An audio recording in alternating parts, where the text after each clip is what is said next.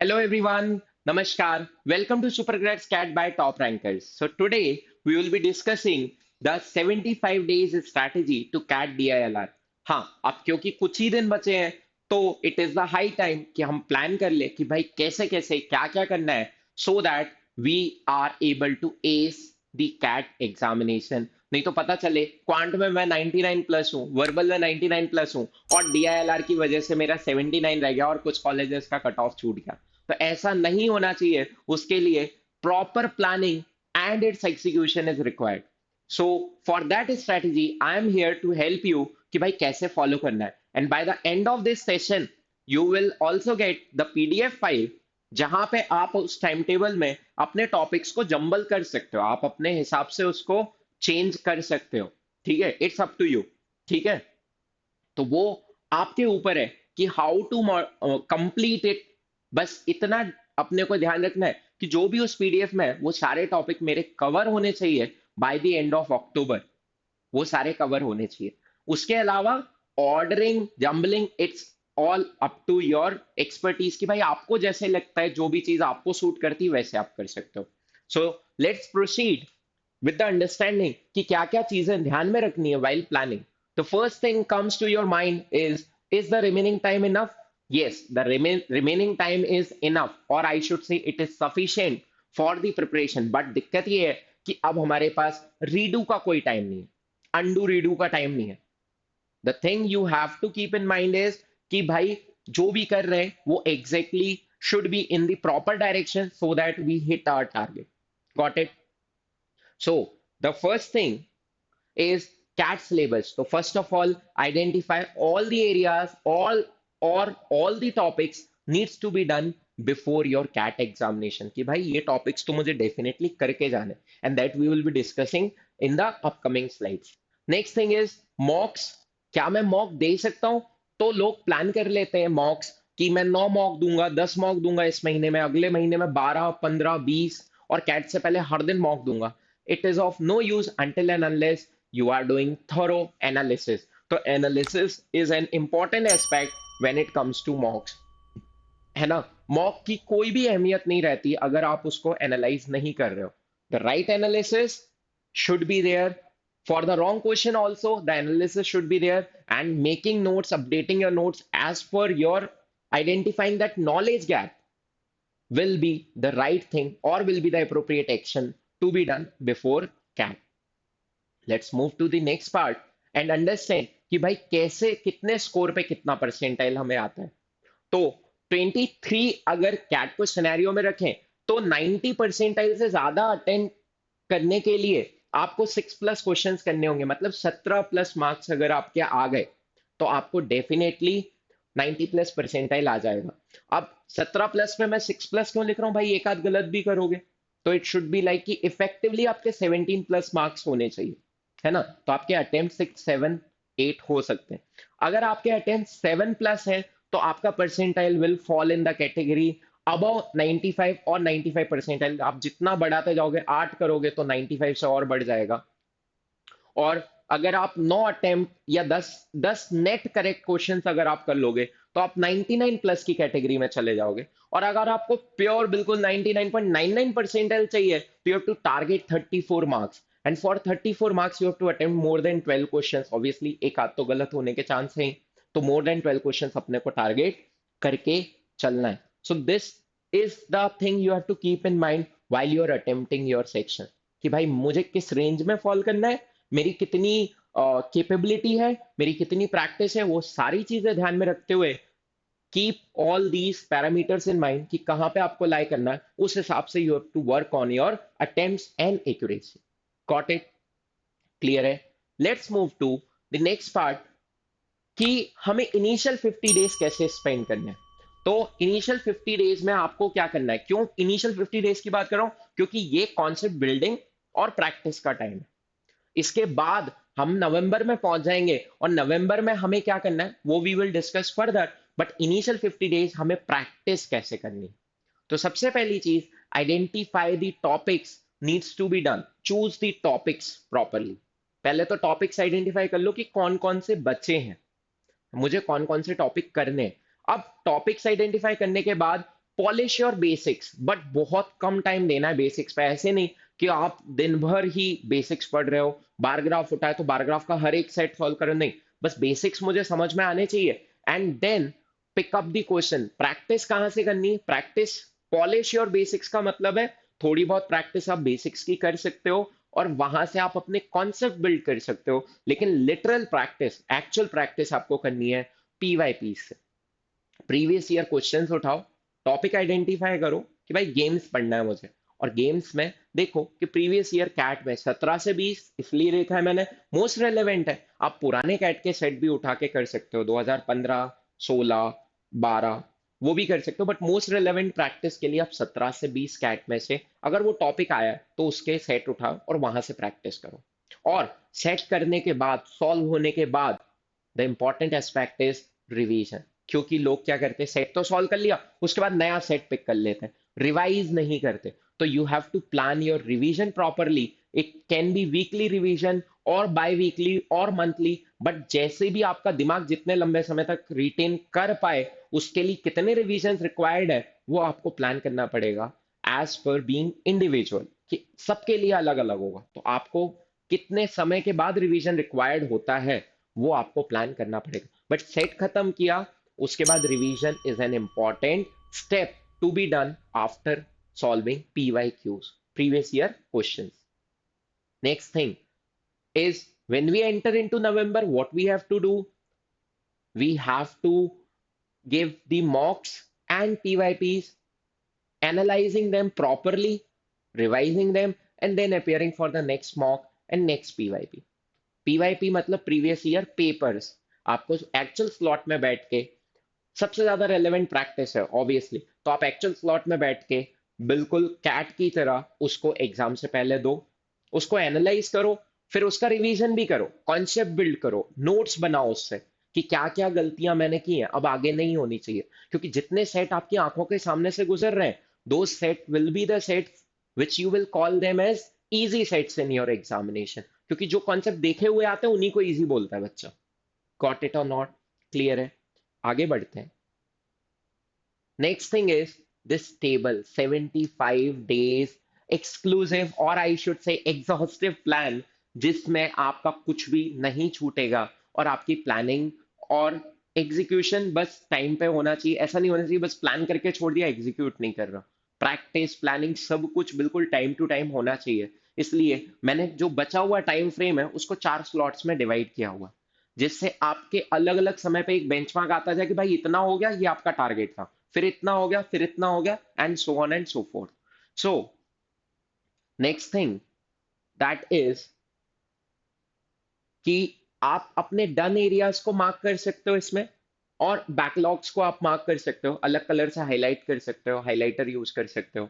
The first thing is remaining days of सितंबर, कि बचे हुए सितंबर में आपको क्या करना है।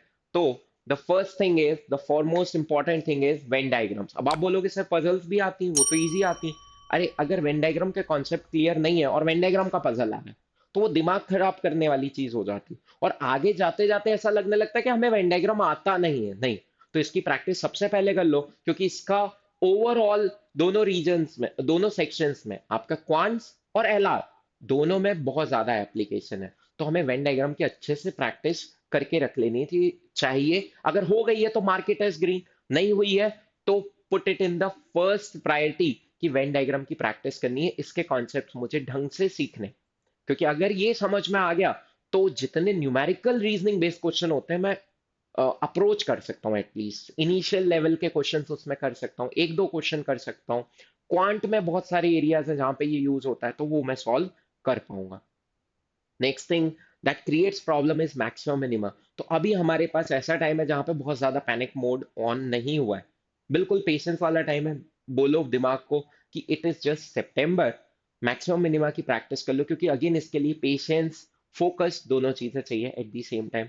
वो दोनों ही है आपके पास अभी अवेलेबल। तो next priority should be maximum minima, क्योंकि एक ना एक सेट में डेफिनेटली इसके कॉन्सेप्ट्स यूज होने वाले हैं।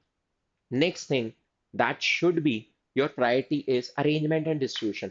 पजल की प्रैक्टिस करके रख लो सितंबर में, क्योंकि आप जो भी मॉक अटेम्प्ट करोगे उसमें पजल एक ना एक आने ही वाली है, और अगर मुझे पजल सॉल्व होती तो एक कॉन्फिडेंस बिल्ड होता है कि at least I am able to solve not topic specific question but distribution और पजल बेस्ड क्वेश्चन या अरेंजमेंट बेस्ड क्वेश्चन जो आते हैं वो मैं सॉल्व कर पाता हूँ। तो वो पांच मतलब आपका टारगेट होना चाहिए by the end of September, her mock में कम से कम एक सेट मतलब कम से कम पांच क्वेश्चन सही होने चाहिए, क्योंकि अपने को भाई 90 प्लस में जाना है। तो अगर सितंबर में अपन पांच की एक्यूरेसी ले आए तो फिर अक्टूबर नवंबर में अपन बहुत आगे जा सकते हैं। तो उसके लिए keep in mind these three areas, अगर ये कर लिए तो कोई ना कोई सेट आपका फंसने वाला है जिसमें you will be able to do और score good marks in your mocks and that will improve on the basis of कि भाई आपका एक तो कॉन्फिडेंस बिल्ड होगा दिमाग में, आपको बहुत अच्छा लगने लगेगा जब आप 5 से 6 क्वेश्चन कर पाओगे, आपके परसेंटाइल्स भी अच्छे दिखेंगे मॉक्स में। तो उसके लिए please execute these three things first of all when you start preparation in September. Next thing is, अगर ये सब कुछ हो गया तो सुडोकू प्रैक्टिस अभी से शुरू कर दो। क्यों? क्योंकि नंबर बेस्ड रीजनिंग के question, table filling, number filling, alphabet filling, ये सारे क्वेश्चंस काफी ट्रेंडिंग है और आपको मॉक्स में और पीवाईक्यूज में भी देखने को मिल जाएंगे। तो अगर मैंने सुडोकू ढंग से प्रैक्टिस किया है उस लेवल पे मैं सोच पाता हूँ कि कॉलम रो दोनों डायमेंशंस में एक साथ सोच पा रहा हूँ, तो मेरे लिए बहुत अच्छा होगा वाइल सॉल्विंग पजल्स। तो ये सब इंटरलिंक्ड है। ये सब कुछ प्रैक्टिस अगर आप कर लेते हो तो बाय द एंड ऑफ सितंबर, by attempting the mocks, end of सितंबर ऐसा हो जाएगा कि 5 क्वेश्चन 4 क्वेश्चन आपके डेफिनेटली सही होंगे। इससे ज्यादा हो सकते हैं, आई एम नॉट सेइंग कि ज्यादा नहीं करने, you can do that, but obviously ये आपका बेयर मिनिमम हो जाएगा कि इतना तो मेरा सही हो ही रहा है। And try to attempt at least 3 mocks in the remaining days. Plan it accordingly कि कब आपको कौन सा मॉक देना है, और जब आप इतना इतना प्रैक्टिस करके इनमें से मॉक दोगे तो डेफिनेटली आपका अच्छा स्कोर आएगा, एक डिसेंट स्कोर आएगा। ठीक है? और प्रैक्टिस कहाँ से करनी है? पीवाई क्यूज से करनी है। ठीक है? जहां पे भी आपको सेट मिले पीवाई क्यू उठाओ और सॉल्व कर लो। 21 22 और 23 ये 9 पेपर अपने को नहीं छूने, क्योंकि ये तो हम एक्चुअल स्लॉट्स में बैठ के देंगे, इनको एक्चुअल कैट मान के सॉल्व करेंगे ताकि अपना ब्रेन तीनों सब्जेक्ट पे कैसे वर्क करता है वो एनालाइज कर पाए। पर 20 से पहले वाले आपको जो भी मिले, जहां से भी टॉपिक मिले, उठाओ और सॉल्व कर लो। नेक्स्ट थिंग इज, अक्टूबर को मैंने डिवाइड किया है फर्स्ट पार्ट और सेकंड पार्ट में। क्यों? क्योंकि हमें 15 दिन बाद एक चेक लगाना पड़ेगा कि भाई इतने टॉपिक एलोकेट हुए थे, क्या मैंने कर लिए। तो वो चेक लगाने के लिए अक्टूबर को 2 पार्ट्स में डिवाइड किया हुआ है। और उसमें हमने क्या प्लान किया हुआ है, अक्टूबर 1 में the next important thing is connectives in binary logic. अब मैं पजल, मुझसे क्वेश्चंस हो रहे हैं मॉक में, 4 से 5 क्वेश्चन कर पा रहा हूँ, इसके बाद मैं इस टॉपिक को कर सकता हूँ। इसके क्वेश्चन तो नहीं आते, बट केस इंटेंसिव अप्रोचेस वाले जब क्वेश्चन आते हैं तो केसेस बनाने के लिए जो पेशेंस डेवलप करना होता है वो मैं initial half of the October में ही कर सकता हूँ। अक्टूबर सेकेंड हाफ में या नवंबर में तो मेरी हिम्मत नहीं है, तब मैं इस पे टाइम वेस्ट नहीं कर सकता, हम उसे वेस्ट बोलेंगे तब। पर अभी तो ये इन्वेस्टमेंट है। तो ये हमें सिखाएगा केस इंटेंसिव सेट से डील करना। दूसरी चीज, काम और कंपोजर मेंटेन करना, काम एंड कंपोजर मेंटेन करना। तो ये हमें ध्यान रखना है कि हमारा काम और कंपोजर बिल्कुल प्लेस पे है, मैं एग्जॉस्टिवली केसेस बना पाता हूँ, one by one I can go through the cases, और बहुत ही पेशेंस से आराम से मैं चीजें सॉल्व कर पाता हूँ। उसकी श्योरिटी के लिए आपको बाइनरी लॉजिक्स सॉल्व करना होगा, and the follow up section is similar, that is selection and comparison. ये भी बहुत ज्यादा केस इंटेंसिव है। तो ये दोनों में ही केस इंटेंसिव आपकी प्रैक्टिस हो रही है। देखो, एक तो श्योर हो गया कि सेट हो रहा है, एक सेट हो रहा है या 4 क्वेश्चन सही हो रहे हैं उसके, उसके बाद अब केस इंटेंसिव सेट आते हैं। वो लेंदी क्यों होते? क्योंकि केसेस बनाने पड़ते हैं और एग्जाम के प्रेशर में हम बना नहीं पाते, तो वो अपन यहाँ पे सीख रहे हैं। क्यों सीख रहे हैं? We are adding on to our practice. ठीक है? नेक्स्ट इज, अब क्या है, ऐसा ना हो कि केस इंटेंसिव और लॉजिकल रीजनिंग की बहुत ज्यादा प्रैक्टिस के चक्कर में मैं मैथमेटिकली पीछे रह जाऊं, या ग्राफ कॉम्प्रीहेंड करने में गलती कर रहा हूं, या जब फॉर्मूलेज दिए होते हैं या डेटा ओवरलोडिंग दी होती है तो मैं उनसे डर जाता हूं, मैं सॉल्व नहीं कर पाता, पैनिक हो जाता हूं। तो various types of graphs, variety of graphs, topic wise, या फिर miscellaneous practice of graph, mix graph, वो सारी प्रैक्टिस भी you have to make sure first 15 days of October में आपका इतना हो जाए। और 15 डेज में यार, पांच ही मतलब 4 ही चीजें हैं, पांचवा तो आपका मॉक है। तो ये पांच चीजें अगर आप, if you are making sure कि ये पांच चीजें हो रही हैं मेरी, पांच इंटू ऑब्वियसली यहाँ पे चार और यहाँ पे चार, आठ चीजें, अगर ये आठ टॉपिक आप कर रहे हो, तो definitely you will fall in the range of 7+। जो मैंने फर्स्ट में टेबल बनाई थी, can refer to that, you will fall in the range of 7+ question. Next thing is games and tournament. आजकल मतलब रिसेंटली अगर आप, if you will go through 23, 22, 21, 20, तो कहीं ना किसी स्लॉट में एक ना एक क्वेश्चन फंसता है गेम्स एंड टूर्नामेंट का, या फिर इसके क्वेश्चन के जो कॉन्सेप्ट्स होते हैं, राउंड रॉबिन के कॉन्सेप्ट, सीडिंग के कॉन्सेप्ट, या फिर आपके कॉइन पिकिंग के कॉन्सेप्ट, रिमाइंडर में या किसी भी तरीके से क्वांट में भी पूछा जा सकता है। एक आध क्वेश्चन, मतलब कॉइन पिकिंग का गेम्स वाले क्वेश्चन होते हैं जनरली, जो आपने सिंपल इक्वेशन चैप्टर के एंड में हम लोग करते हैं, उस टाइप के क्वेश्चन। तो रिवर्स इंजीनियरिंग वाले क्वेश्चन, वो सब कुछ सीखने के लिए हमें गेम्स एंड टूर्नामेंट के टॉपिक्स जो हैं वो बिल्कुल इंटैक्ट होने चाहिए। और ये जब प्रैक्टिस हो गई, तो definitely when I will appear for मॉक्स, मैं वो 7+ की रेंज में फॉल करने वाला। कितने मॉक देने इन शुरू के 15 दिन में? I am seeing at least 2 मॉक्स। मैं अपर लिमिट नहीं लगा रहा हूँ कि सिर्फ दो ही देने। Please try and understand, upon logical reasoning की बात करें, एटलीस्ट 2। आप चाहो तो 3 दे सकते हो, चाहो तो 4 दे सकते हो, it's your call. But unnecessarily जिसका एनालिसिस ना कर पाओ, उतने मॉक नहीं देने। तो दो तो देने ही हैं शुरू के 15 दिन में। Next part that comes into picture is October 2। 15 अक्टूबर के बाद आपके दिमाग में एकदम पैनिक मोड ऑन हो जाएगा, नेचुरल ह्यूमन टेंडेंसी है। क्योंकि यार अब तो कैट आने वाला है, एक महीना बचा है, ऐसा लगने लगेगा, है ना। तो रीजनिंग बेस्ड दिया है, जो कि मोस्ट रेलेवेंट प्रैक्टिस है, हम उसी टाइम पे कर रहे हैं। और उसमें इन सब का इन्वॉल्वमेंट है, कहीं ना कोई टॉपिक का ही इन्वॉल्वमेंट होता है क्यूबीआर में। ऐसे कोई इंडिविजुअल टॉपिक नहीं है वो, क्वांट प्लस रीजनिंग की शीट। नेक्स्ट इज, अब क्योंकि किसी किसी का एनमेट भी फंसेगा उसी टाइम पे, तो ओमेट प्रैक्टिस भी करनी है। और ये भी ध्यान में रखते हुए कर लो, क्योंकि सीरीज मेरी स्ट्रांग हो रही है, तो इनडायरेक्टली मैं नंबर पजल्स में या नंबर गेम्स में अच्छा होता जा रहा हूँ। तो ये सोच के आपको ओमेट बेस्ड प्रैक्टिस को भी प्रायोरिटाइज करना है। Next important thing, routes and network recently बहुत बार आ चुका है। तो रूट्स एंड नेटवर्क की भी प्रैक्टिस उसी टाइम पे कर रहे हैं, क्योंकि इसमें ऐसे कोई फंडे नहीं होते कि बहुत हाई फाई हो जो हमें समझ में ना आए। सब समझ में आता है, बस सॉल्विंग स्ट्रैटेजीज हमें डिफाइन करनी होती हैं, तो वो हम उसी टाइम पे प्रैक्टिस कर रहे हैं। Most relevant NMAT specific questions, wrong questions, PYQ, सारा का सारा एनालिसिस हम एनमेट स्पेसिफिक भी करें, क्योंकि एनमेट हमारा उस टाइम पे फॉल करेगा। तो ओमेट की एग्जॉस्टिव, मतलब blood relation, direction, calendar, clock, analogies, series, और जो भी टॉपिक्स हैं, odd man out, input output, वो सारी प्रैक्टिस यहाँ पे करनी है। और उनकी प्रैक्टिस करनी है थ्रू पीवाईक्यूज।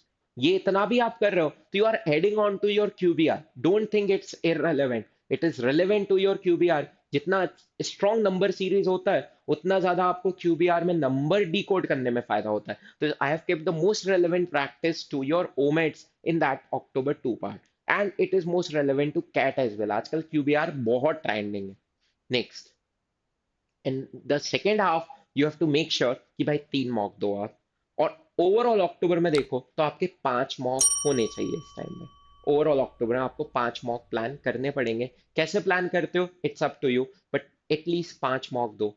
एंड इतना करने के बाद, if you are giving the mocks, ये सब रिगरस PYQ से प्रैक्टिस करने के बाद, if you are appearing, you will fall in that category of 9+, and 9+ means 99+ percentile in your DILR section.